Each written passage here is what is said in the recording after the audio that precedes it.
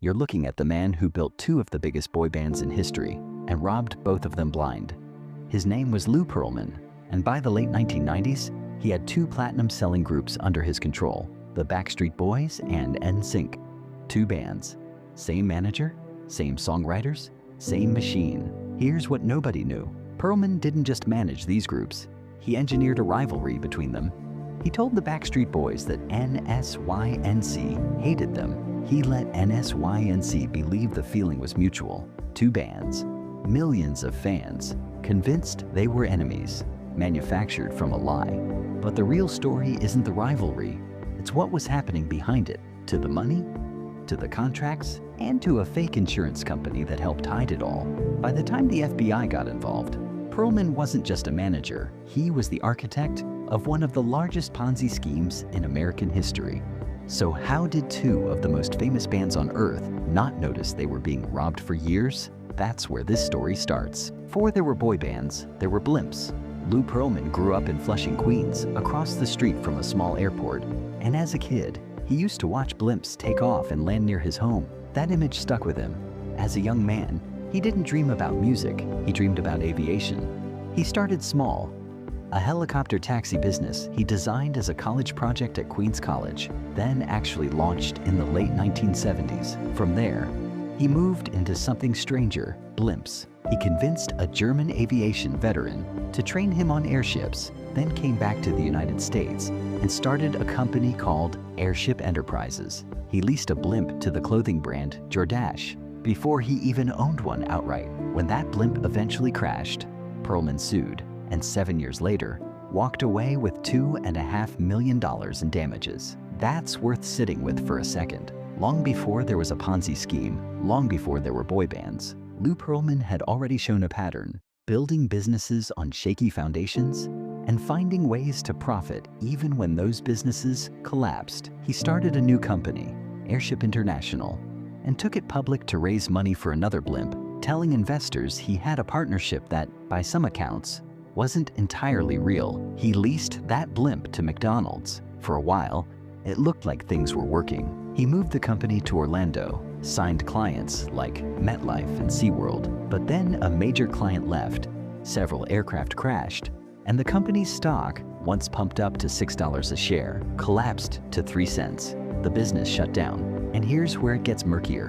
Behind the scenes, Pearlman had developed a close relationship with a small-cap trading firm called Norbay Securities, a firm that was frequently in trouble with regulators. That firm aggressively traded Airship's stock, pushing the price up again and again. Even though the company itself had almost no real revenue, Pearlman sold hundreds of thousands of shares at those inflated prices. It was, by every appearance, a stock manipulation scheme, years before anyone in the music industry had ever heard his name. So when Lou Pearlman finally turned to music in the early 1990s, he wasn't a starry-eyed dreamer stumbling into the industry. He was a businessman who had already learned how to build something that looked successful on paper, whether or not it actually was.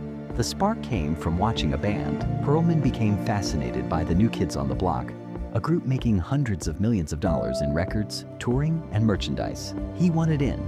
So in 1992, he started Trans Continental Records with one specific goal: build his own version of that machine. He launched a nationwide talent search, $3 million by some accounts, auditioning teenage singers across the country. From that search came 5 unknown performers. He brought in a former New Kids on the Block manager and his wife to handle day-to-day operations, assembled a team of songwriters and choreographers, and built an entire infrastructure designed for one purpose: turn unknown teenagers into superstars. He called them the Backstreet Boys. It worked.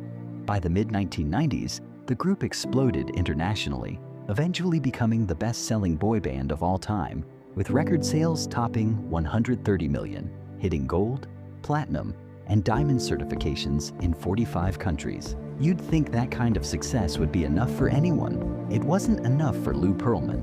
While the Backstreet Boys were touring the world, Pearlman quietly started doing the exact same thing all over again, using the same team, the same songwriters, the same formula to build a second group. This one was built around a singer named Chris Kirkpatrick. Pearlman and his management team funded and developed the new group using almost an identical playbook. They called themselves NSYNC, and just like before, it worked. NSYNC went on to sell more than 70 million records worldwide. Here's the part that made this different from just running two successful bands. Pearlman never told either group that he was managing both. The Backstreet Boys had no idea their own manager had quietly built a second hit machine behind their backs, using the very same blueprint, and for years, neither side knew. This is where things start to get strange. Despite generating tens of millions of dollars in record sales, touring revenue, and merchandise, both bands were being paid a tiny fraction of what their success should have generated. Backstreet Boys member Brian Littrell eventually hired a lawyer to find out why the entire group had only received $300,000 total for all of their work, while Pearlman and his label had made millions. $300,000, split between 5 young men who had sold tens of millions of albums. Lawyers who reviewed the contracts later said Pearlman had structured the deal so that he was functionally entitled to a cut of the band's earnings, as if he were a 6th member of the group, despite never appearing on stage or on an album cover. And NSYNC was discovering almost the exact same thing about their own contract. Around the exact same time, both groups eventually filed lawsuits against Pearlman, accusing him of misrepresentation and fraud, claiming he and his management company had exploited them and pocketed the majority of their earnings. But the lawsuits over unfair contracts were only the visible surface. Underneath all of it, something far larger and far more dangerous had been running quietly for years. For more than 2 decades, Pearlman had been convincing private investors and banks to put money into companies called Trans Continental Airlines and Transcontinental Airlines Travel Services. These companies were marketed as legitimate aviation and travel businesses. The truth was that they didn't actually exist in any meaningful operational sense. They were paper corporations, names on documents, designed to look real enough to support a much larger deception. To make those non-existent companies believable, Pearlman needed something that looked official. So he created fake documentation, falsified seals, and paperwork made to resemble materials from the Federal Deposit Insurance Corporation, from AIG, and from Lloyd's of London, to convince investors that an investment program he called the Employee Investment Savings Account was insured and safe. On top of that, he used fabricated financial statements from a completely fictitious accounting firm to secure loans from real banks. Stop and think about what that actually means. Pearlman wasn't just telling people his investment was safe. He was forging the names of the federal government's Deposit Insurance Agency, one of the largest insurance companies in the world and one of the oldest insurance markets on Earth, all to convince ordinary people that their money was protected by institutions that had never agreed to insure any of it. People weren't just trusting Lou Pearlman. They believed they were trusting the United States government. They believed they were trusting AIG. None of it was real. Part 6. And this is where the scheme stopped being about boy bands entirely. The investors caught in this scheme weren't industry insiders or sophisticated financiers.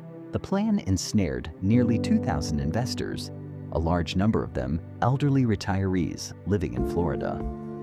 People who had spent their lives saving and were looking for a stable place to put their money for retirement. Some of those investors were close friends of Pearlman's.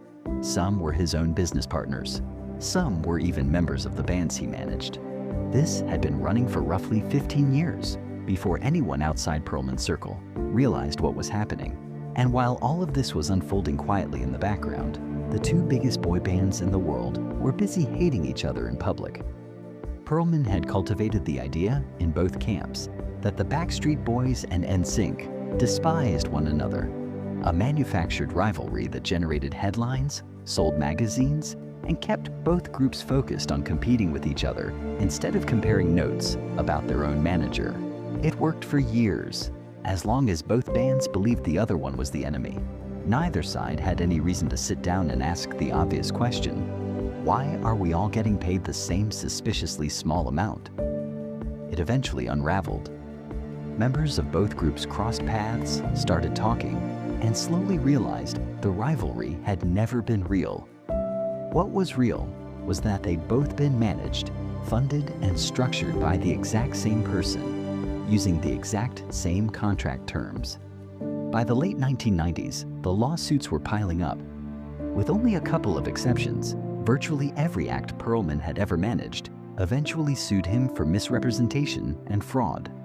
One of the most striking examples came from Aaron Carter, a young pop artist managed by Pearlman's organization.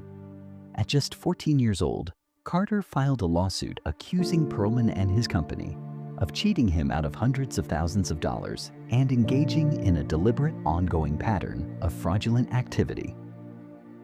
That case was eventually settled out of court, but the fact that a 14-year-old was the one filing it tells you everything about how deep this pattern went, and the music wasn't even the only fraudulent operation running under the Trans Continental name. Around the same period, Pearlman's companies acquired and rebranded a modeling and talent scouting business that went through several different names over the years. Regardless of what it was called, the business model stayed the same, and it drew serious scrutiny. The Better Business Bureau gave it an unfavorable rating, citing a consistent pattern of complaints about misleading sales practices. State consumer protection regulators publicly flagged it as one of the largest examples of a so-called photo mill scam they had ever encountered. Thousands of complaints were filed with state attorneys general. Job posting sites eventually pulled over 1,000 of the company's ads after complaints rolled in. In other words, while the music industry was suing Pearlman over unpaid royalties, an entirely separate arm of his business empire was running a parallel scam targeting aspiring models and performers. Eventually, even Pearlman's own legal team turned against him. The attorney he'd hired to defend him in the Backstreet Boys and NSYNC lawsuits later sued Pearlman directly, claiming Pearlman owed him millions of dollars in unpaid legal fees. Pearlman's response was that he simply didn't have the money to pay. That excuse wouldn't hold up much longer. In February of 2007, Florida state regulators announced publicly that Pearlman's so-called Trans Continental Savings Program was a fraud, and the state moved to take control of the company. By that point, the vast majority of the at least $95 million collected from investors through that program alone was already gone. As investigators dug deeper, the true scale of what Pearlman had built became almost impossible to comprehend. What they uncovered was, at the time, considered the longest-running Ponzi scheme in American history. Pearlman had defrauded investors out of more than $1 billion over the life of the scheme. He personally owed more than $200 million to various banks.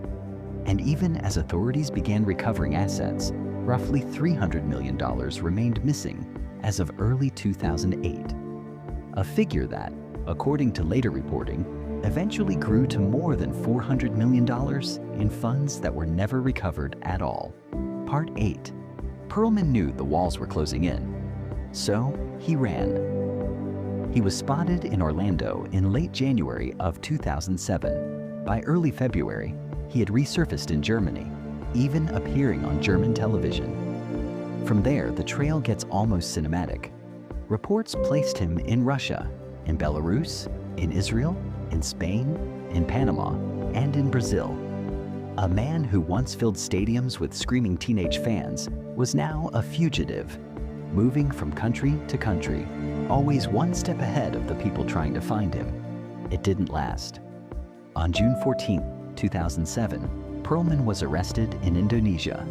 He'd been living quietly in a tourist hotel in Nusa Dua on the island of Bali, until a German tourist couple recognized his face and reported him. The man behind two of the most famous pop groups on the planet was caught in the end, not by an elite team of federal agents storming a compound, but by ordinary travelers on vacation who happened to know who he was. 2 weeks later, on June 27th, a federal grand jury indicted him on charges of conspiracy, money laundering, and making false statements during bankruptcy proceedings. On May 21, 2008, Pearlman stood before a federal judge and was sentenced to 25 years in prison. The judge built in one unusual incentive. Pearlman could shave a month off his sentence for every $1 million he personally helped recover for the people he'd defrauded. When bankruptcy trustees moved in to liquidate Pearlman's assets to repay his victims, they expected to find a fortune. Instead, they found something almost poetically fitting for a man who had built his entire empire on illusion. The fine art and celebrity memorabilia filling his mansion, pieces expected to fetch real money at auction, turned out to be mostly fake. What could actually be sold was eventually auctioned off piece by piece, some of it through eBay, alongside a separate bankruptcy auction house. Even his wealth, in the end, had been a performance. Pearlman spent the following years in federal prison, still reportedly believing he could rebuild his empire. In one prison interview, years into his sentence, he expressed regret for what happened, while also insisting he would be back. He never got the chance. In 2010, while incarcerated, he suffered a stroke. He was later diagnosed with an infection affecting one of his heart valves, underwent surgery to replace it, and was scheduled for a second procedure that never happened. On August 19, 2016, Lou Pearlman died in federal custody at a correctional facility in Miami. His autopsy listed the cause of death as an infection of the inner lining of the heart. He was 62 years old. Part 9. The reactions from the people he'd built and defrauded were complicated. Justin Timberlake, once a teenager whose career Pearlman helped launch, wrote online that he hoped Pearlman had found some peace. NSYNC's Chris Kirkpatrick described his own feelings as mixed. Lance Bass, another former NSYNC member, said that whatever else was true, he wouldn't be doing what he loved today without Pearlman's influence. It's a strange legacy to leave behind. The man who built two of the most successful pop groups in American history, using the exact same blueprint both times, also ran one of the largest and longest-running financial frauds the country had ever seen. At the same time, with the same charm, using the same instinct for building something that looked successful long before it actually was, he never repaid most of what he stole. Hundreds of millions of dollars connected to his scheme were never recovered. And for the elderly retirees who handed over their life savings, believing they were protected by federal deposit insurance and a major insurance underwriter, there was no happy ending. Just confirmation, years too late, that the safety net they thought they had was never real. The bands Lou Pearlman built went on to define a generation of pop music. The man behind them died in a prison hospital bed, the architect of a fraud built on forged government seals, fictional companies, and a manufactured rivalry. Proof that the most dangerous lies are never the ones that sound impossible. They're the ones that sound exactly real enough to believe.